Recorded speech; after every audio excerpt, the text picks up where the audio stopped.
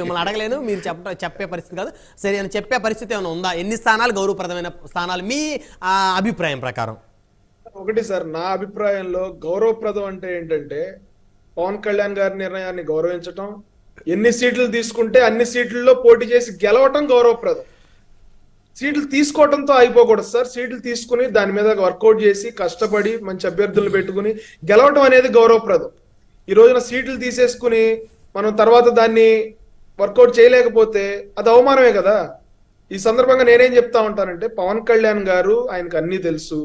మా పార్టీ నిర్ణయానికి మేము కట్టుబడి ఉంటాం, ఆయన నిర్ణయానికి మేము కట్టుబడి ఉంటాం. ఎండ్ ఆఫ్ ద డే ఆయన కూడా చెప్పేది ఏంటంటే, ముందు మనం గెలవాలి, గెలిచిన తర్వాత నిర్ణయాలు తీసుకుందాం. గెలిచిన తర్వాత ఎవరు సీఎం, ఎన్ని సీట్లు పోటీ చేయాలనేది నాకు తెలిసి రెండు పార్టీల్లో చంద్రబాబు నాయుడు గారికి పవన్ కళ్యాణ్ గారికి తప్ప ఇంకా మూడో మనిషికి తెలియదు ఎన్ని సీట్లు పోటీ చేస్తాం. లోకేష్ గారికి కూడా తెలియదా?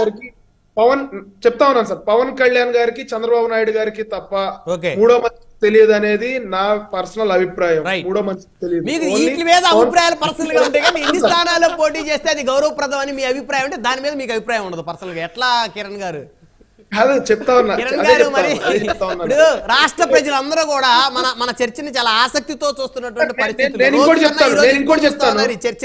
మీకేమో పవన్ కళ్యాణ్ గారికి చంద్రబాబు నాయుడు గారికి మాత్రమే తెలిసి ఎన్ని స్థానాలు పోటీ చేస్తాయి అనేది నా అభిప్రాయం అని అన్నారు సార్. మరి మీ అభిప్రాయం ప్రకారం గౌరవప్రదమైన సీట్లు అంటే ఎన్ని అనేది మీ అభిప్రాయం చెప్పండి, దానికే మీ అభిప్రాయం చెప్పరు. నా అభిప్రాయం పక్కన పెడితే మీ పవన్ కళ్యాణ్ గారు కూడా డిబేట్స్ వస్తారు.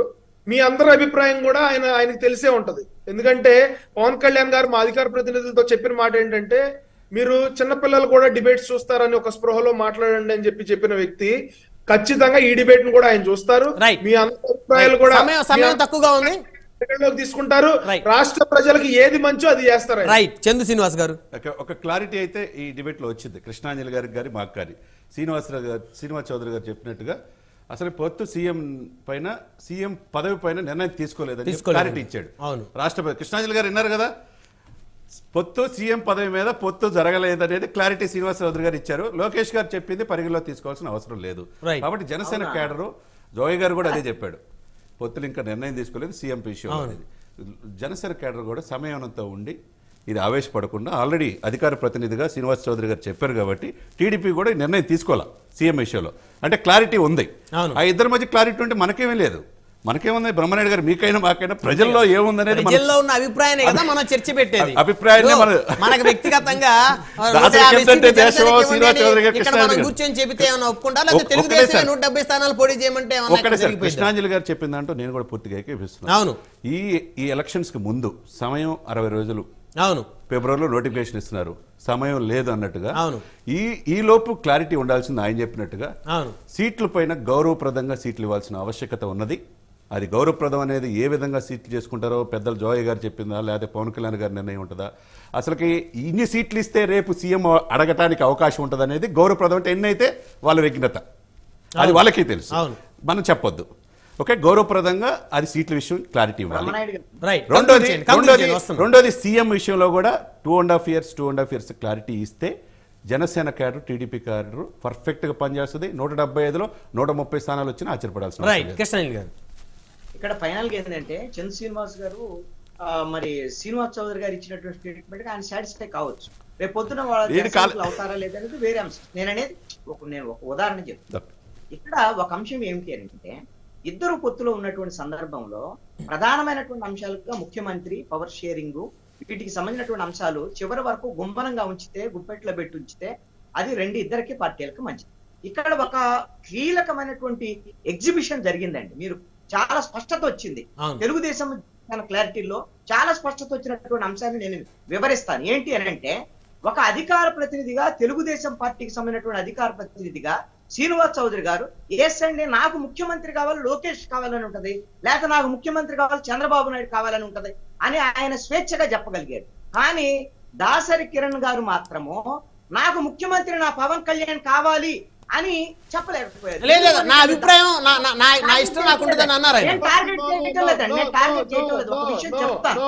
ఇక్కడ ఒక లోపం టార్గెట్ చేస్తాం.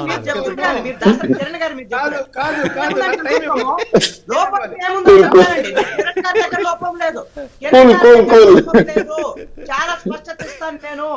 ఈ విషయము పవన్ కళ్యాణ్ అదే విధంగా వాళ్ళ పార్టీ దగ్గర వాళ్ళు ఆయన ఏం చెప్పారు, మీరు అసలు ఎవ్వరూ మాట్లాడొద్దు, ఖండించొద్దు, వీటి మీద మాట్లాడొద్దు అనేటువంటిది పవన్ కళ్యాణ్ ఆ విధమైన క్లారిటీ. మరి చంద్రబాబు గారు ఎందుకు చెప్పలేకపోతున్నారు? తెలుగుదేశం వాళ్ళు మీరు ఎవరు మాట్లాడొద్దు, మీరు ఎవరు చేయొద్దు అనేటువంటిది నేను అడుగుతున్నాను.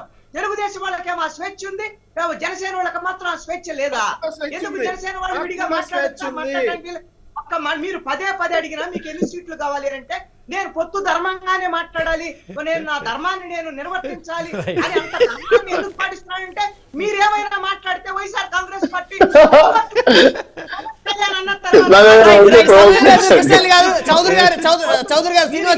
మాట్లాడితే వైసీపీ కోవట్లని పవన్ కళ్యాణ్ అంటే వదిలేండి మరి, ఎందుకంటే వాళ్ళ పార్టీ అధినాయకుల్లో ఉండేటువంటి ధోరణి.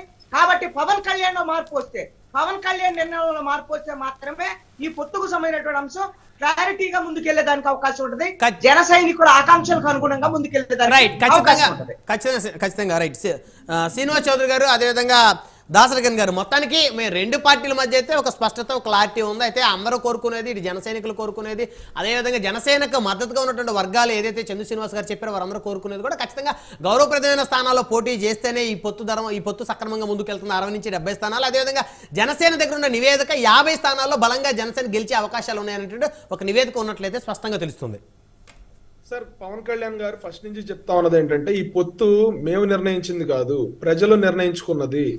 లోకల్ బాడీ ఎలక్షన్ లో పార్టీలతో ప్రమేయం లేకుండా లోకల్లో వాళ్ళకు వాళ్ళు ఆ అడ్జస్ట్మెంట్స్ చేసుకుని ఆ రోజున కలిసి పోటీ చేశారు. దాన్ని చూసి పొత్తు కావాలి, ప్రజలు కోరుకుంటున్నారని చెప్పి రెండు పార్టీలు పొత్తుల్లోకి రావడం జరిగిందని పవన్ కళ్యాణ్ గారు స్పష్టంగా చెప్పారు.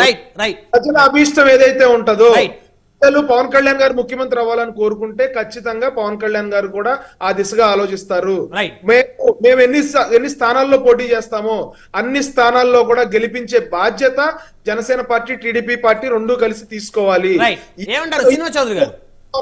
నేను ఈ సందర్భంగా ఒకటి ఫైనల్ చెప్తా ఉన్నా, politics is a combination of so many things sir. Only emotion మీద నడవదు. కాబట్టి మనందరం కూడా సమన్వయం పాటించి ఈ పొత్తు ధర్మం నిలబడేలాగా జనసేన పార్టీ, టీడీపీ పార్టీ అధికారంలో జగన్మోహన్ రెడ్డిని ఇంటికి పంపించేలాగా ప్రయత్నం చేయమని రెండు పార్టీల నాయకులకి, కార్యకర్తలకు అయితే నేను విజ్ఞప్తి చేస్తాను. శ్రీనివాస్ చౌదరి గారు సార్, ఇక్కడ జనసేన పార్టీ చాలా క్లియర్ గా వాళ్ళ సర్వేలు వాళ్ళకు ఉన్నాయి. వాళ్ళ బలము, వాళ్ళ అభ్యర్థుల పైన కూడా వాళ్ళకి ఇస్తుంది. అలాగే తెలుగుదేశం పార్టీ పైన కూడా వాళ్ళకున్న పార్టీ, మాకున్న పార్టీ మాకుంది. కానీ యువకర్తలు కూడా చర్చ జరిగారు. ఈ మధ్యకాలంలో ప్రశాంత్ కిషోర్ గారు కూడా పవన్ కళ్యాణ్ కలిసినట్టు నాకున్న సమాచారం. సో ఇవన్నీ కూడా చూసి పరిగణలో తీసుకొని ఆయన మళ్ళీ వచ్చి బాబు గారు కూడా కలిసారు. కాబట్టి రెండు కూడా మేమేమంటే మా పొత్తు ధర్మాన్ని విరుద్ధంగా ఎక్కడా మేము ప్రవర్తించడానికి లేదు. 100% ఎవరో ప్రొవోక్ చేసినా ఆ మెయిన్ లో మేము పడదలుచుకోలేదు. మా ముందు చాలా ప్రమాదకరమైన యుద్ధం ఉంది. దాన్ని ఫేస్ చేయడానికి మా కాన్సన్ట్రేషన్, మా బుర్ర, మా ఆలోచన, కార్యకర్తలు కన్ఫ్యూజ్ దలుచుకోలేదు. మొత్తానికి ప్రధానంగా ఈ చర్చలో తేలినటువంటి అంశం ప్యానలిస్టులు ఎవరైతే విశ్లేషకులు ఉన్నారో వారి అందరూ, అంటే విశ్లేషకుల అభిప్రాయం ప్రజల అభిప్రాయం స్వీకరించడం, పార్టీ అధికార ప్రతినిధుల అభిప్రాయం ఆ పార్టీ అభిప్రాయంగా తీసుకోవాల్సిన అవసరం ఉంటుంది. గౌరవప్రదమైన పొత్తులు అంటే 70 స్థానాల్లో జనసేన పోటీ చేయాలనేటువంటి ఒక బలమైనటువంటి ఆకాంక్ష, అదేవిధంగా 2.5 సంవత్సరాలు జనసేన అధినేతకి ముఖ్యమంత్రి పదవి ఇస్తేనే ఈ పొత్తులు సక్రమంగా ముందుకు వెళ్తాయి అనేటువంటిది అయితే రాష్ట్ర ప్రజల్లో ఉన్నటువంటి ఒక అభిప్రాయం. ధన్యవాదాలు. చర్చలో పాల్గొన్న దాసరకిరణ్ గారు, జనసేన పార్టీ నాయకులు, చంద్ర శ్రీనివాస్ గారు విశ్లేషకులు, కృష్ణాంజలి గారు రాజకీయ విశ్లేషకులు, శ్రీనివాస్ చౌదరి గారు తెలుగుదేశం సీనియర్ నాయకులు, అందరికీ పేరు